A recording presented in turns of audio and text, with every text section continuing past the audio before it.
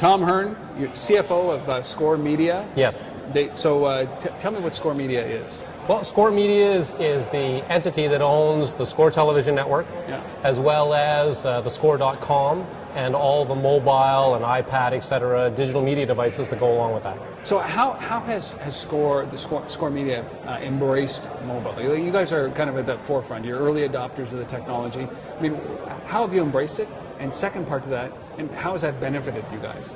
Well, being essentially the third player in the sports network space in Canada means that we're not going to get out and outbid everybody else for live TV rights. Right. So instead of creating a second and third and fourth and fifth and sixth TV channels, we decided very early on to embrace digital technology. Scrappy startup kind of mentality. Well, and you know what? That's how we started. We started off as basically an alphanumeric service that delivered you the stats for every game. Maybe a little. We were able to then add a little bit of video highlight capability in, and we still only do maybe a game a day type of live event type thing. The Score's always been about how do we create a dialogue with the sports fan with the way the sports fan normally talks. Right. If we were sitting in a bar having a beer, how do we talk about the football game that was played on Monday night, or how do we talk about the Leafs this year? That raw, authentic sports content. Or the Senators this year. Or the Senators. We would bash the Senators, of course, being Leafs fans, but we've always been about that. And then we've taken that, and how do we deliver that now to you where you're going to be all the time, which is on your mobile device. We're not all in front of a TV screen 24 hours a day. Right. So when the game is on and you want to be able to keep track of it and chat about it and talk to other people about it, we deliver you an application to be able to do that. So, and how has that benefited you guys? So it's helped you build your audience, obviously. Absolutely. And not only does it build an audience in Canada, which is a lovely 30 million people regulated audience from the TV side, but it brings you an audience of 300 plus million in the United States, where 70% of our mobile users are from. Wow. It delivers an audience now in Europe. We just created recently Score Mobile FC, an all-soccer application. 70% of the downloads for that are coming from outside of North America. So it gives you worldwide expansion of your brand from a small little Canadian entity and at a relatively low cost. So how is that possible that you've created that kind of awareness so that 70% of the downloads in the mobile space are outside of the country? We took a strategy years ago. I think it was 4 years ago we introduced our first mobile application. I think it ran on the Rogers network, and it was a little $2 a month thing.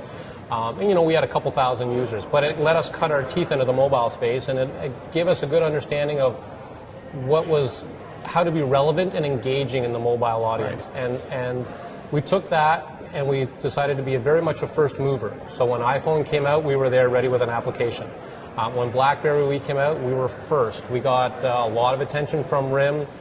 We were on what we call their carousel of love of featured applications. They spoke even at our AGM this year. And we've stayed as the #1 free sports app in the world on BlackBerry. But that first to market with a relevant, engaging experience allows you to then compete when ESPN comes out with an iPhone app. We have no grand illusions that we will beat ESPN at their own game. They'll have more highlights and more stuff, but we'll be a relevant player. We'll be in the top 5 or top 10 in all those audiences in every country around the world.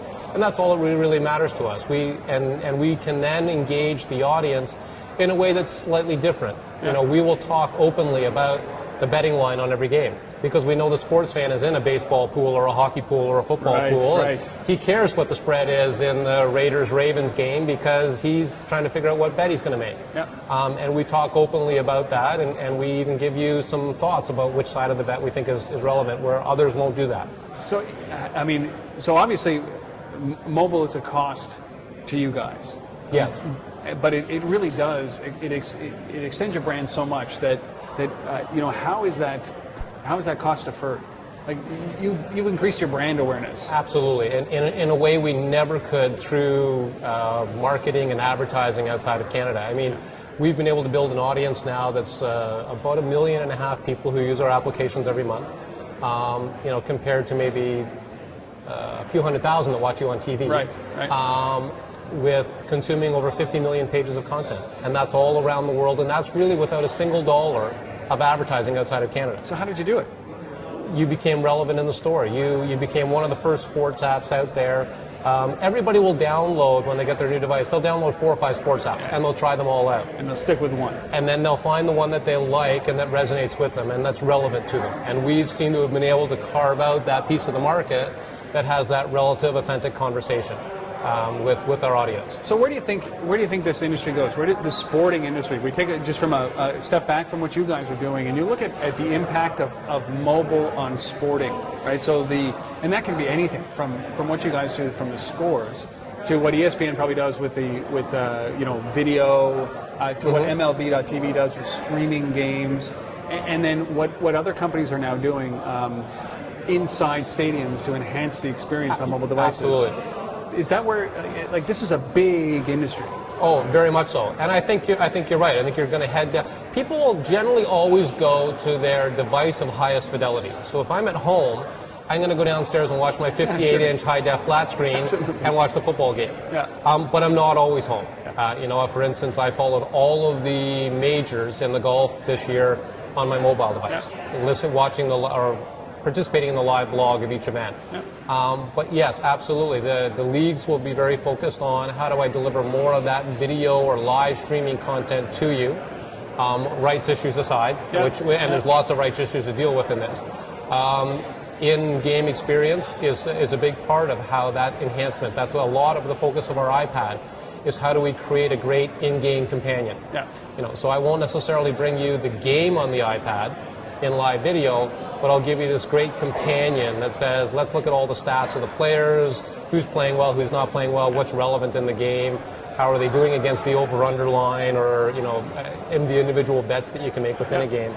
All of those things are important. But yeah, absolutely, in the sports world, all of those things will take place. 3D will take place to a certain extent, although I think it'll take a while for that to come to fruition, because shooting, what are the most interesting and relevant pieces of 3D for sports are not normally the way you would shoot a sports game.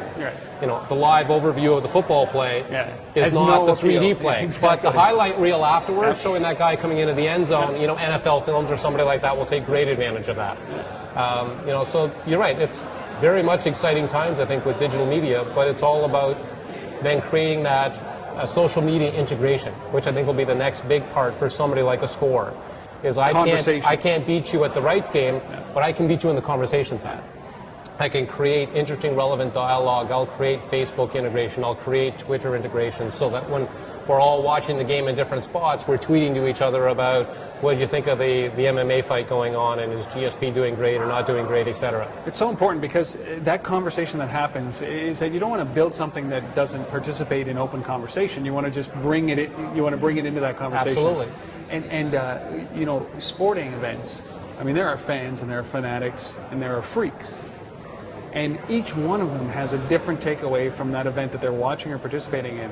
And it becomes a very personalized, that game or that moment becomes a very personalized experience for them. And you want to somehow capture that whole experience. Absolutely. Through social, through participating, and through video or through highlights. And I think that it's a big mix, and I think your strategy was to take it one step at a time. I think that and find the pieces where we could be most relevant. Being a smaller player in the market, you've got to find the best place to engage your audience. And so, we've been able to work with all of our developers, work with the team in-house that creates all this content and dialogues with our audience every day about what is the best way for us to be most relevant to that audience. And if you can provide that, then you'll have a nice, long, ongoing experience in the market. Do you think that, last question here, I'd probably talk to you all day about this, Tom, but do you think that when at some point the bigger guys are going to come down and look at you guys and say, hey, listen, you know what, can you be our community? Has anybody ever approached that? Possibly, yeah, but it won't be the players you think. Oh. It won't be a large TV station.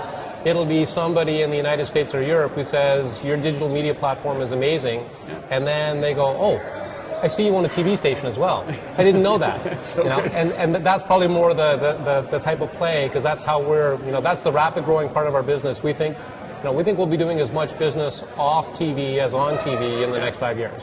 That's easily. A big statement. Absolutely. That's a huge statement. Well, listen, on that, I'm gonna leave you with that statement. Okay. So, Tom, I really appreciate you coming and sharing this with us. Oh, thanks for having me. Thank you so much.